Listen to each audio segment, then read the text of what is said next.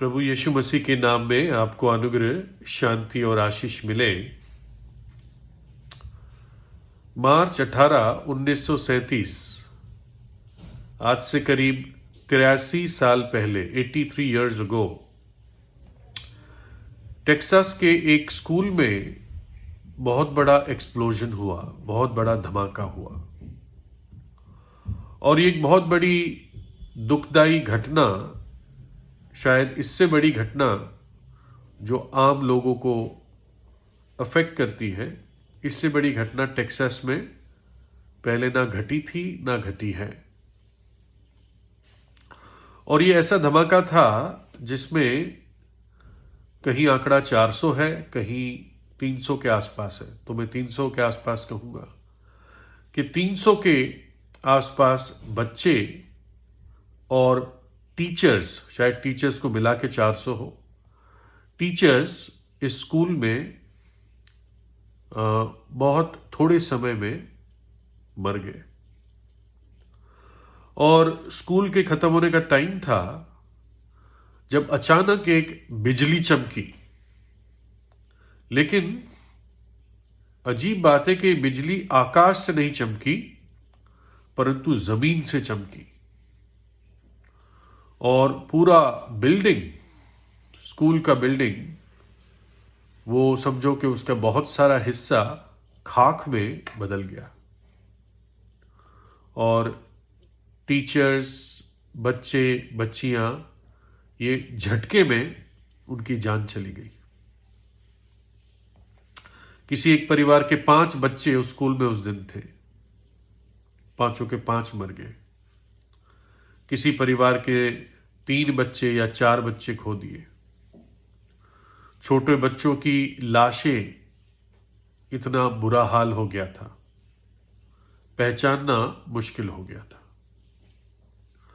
और उस समय और उस जगह और पूरे देश में बड़ा एक गहरा अंधेरा दुख छा गया कई दिनों के लिए। और फिर उनकी सरकार ने एक टीम बनाई, सीक्रेट सर्विस की, ताकि ये पता कर सके ये क्या हुआ था, कैसे हुआ था, क्या ये कोई उग्रवाद का हमला तो नहीं था, किसी देश विरोधी ने तो ये नहीं किया।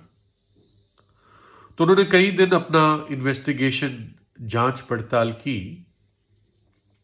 और बातचीत में एक वहीं की लोकल स्त्री से जब बात हुई तो ऑफिसर ने उस स्त्री से पूछा, जब बातचीत कर रहे थे, ऑफिसर को पता चला कि इस स्त्री का पति इस बिल्डिंग के नीचे गैस पाइपलाइन के कंस्ट्रक्शन में इन्वॉल्व था। वो बिजली नीचे से इसलिए आई थी कि वो पूरी गैस पाइपलाइन फट गई थी, उसमें आग लग गई और भयानक धमाका हुआ था, जैसे बिजली चमकी जमीन में से निकल के।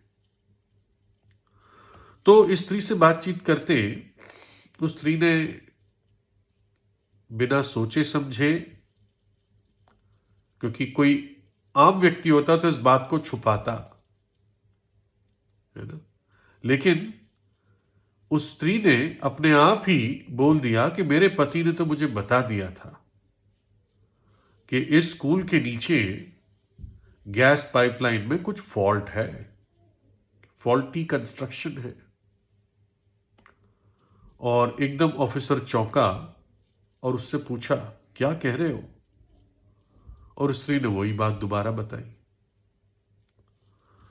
तो ऑफिसर ने कहा, यानी तुम्हारा पति जानता था कि गैस पाइपलाइन में फॉल्ट है? उसने कहा, हाँ, वो जानता था। और तब उसने पूछा, क्या उसने किसी को इस बात की रिपोर्ट दी? और वो चुप रही। और तब उस ऑफिसर ने कहा, तुम्हारा पति एक क्रिमिनल है, गुनहगार है, जबकि जॉब करता था, नौकरी करता था, मेहनत करता था, लेकिन उस ऑफिसर ने क्या कहा? तुम्हारा पति गुनहगार है, क्रिमिनल है।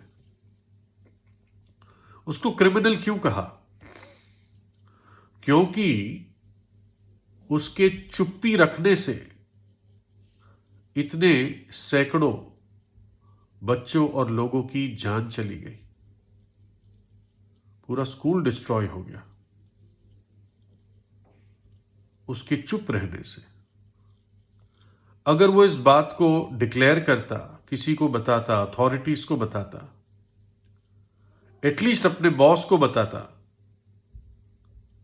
तो ये बात कहीं ना कहीं बाहर आती। लेकिन वो चुप रहा और इतना बड़ा नुकसान, विशेषकर छोटे बच्चों की जानों का नुकसान हुआ, मर गए। तो इसलिए कई बार चुप रहने से बहुत नुकसान हो सकता है, सच ना बोलने से नुकसान होता है। बाइबल बताती है कि आने वाले समय इस संसार के लिए बहुत भयानक है, पूरे संसार के लिए। अगर आप इस संसार में हैं तो आप ये समझ लो ऐसे समय आप देखने वाले हैं। और बाइबल कहती है आने वाले प्रकोप से भागो। समय बुरा आने वाला है, लेकिन तुम भाग सकते हो, बच सकते हो। देखिए, हमने हमारे विचारों से, कर्मों से, शब्दों से, कार्यों से पवित्र परमेश्वर के विरुद्ध पाप किया है, और इस कारण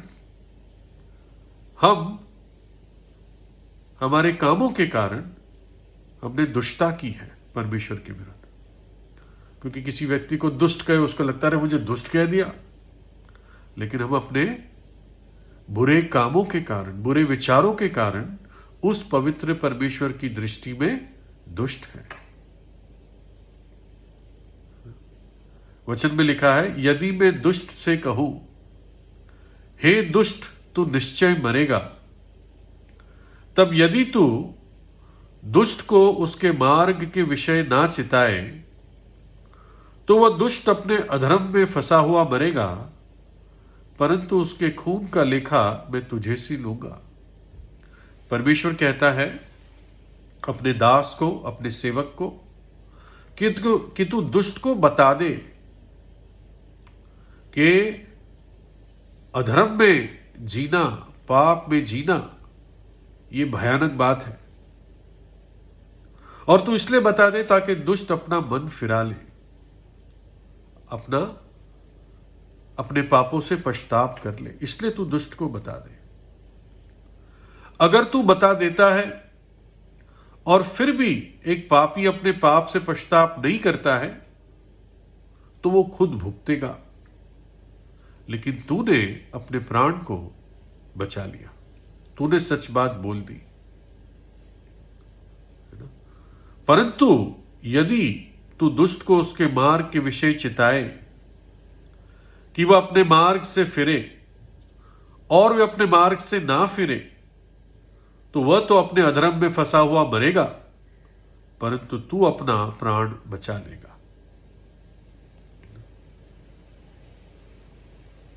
जरूरी है कि मैं आपको सच बताऊं।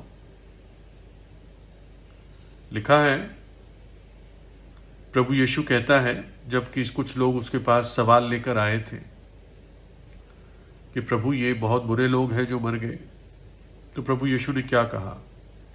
या क्या तुम समझते हो कि वे 18 जन जिन पर शीलो का मुकुट गिरा और वे दबकर मर गए, यरूशलेम के और सब रहने वालों से अधिक अपराधी थे? मैं तुमसे कहता हूं कि नहीं, परंतु यदि तुम मन ना फिराओगे तो तुम भी सब इसी रीति से नाश होंगे। एक जगह लिखा है व्यवस्था विवरण में, सुन, आज मैं तुझको जीवन और मरण, हानि और लाभ दिखाया है। आज मैंने तेरे सामने दो चीजें रख दी हैं।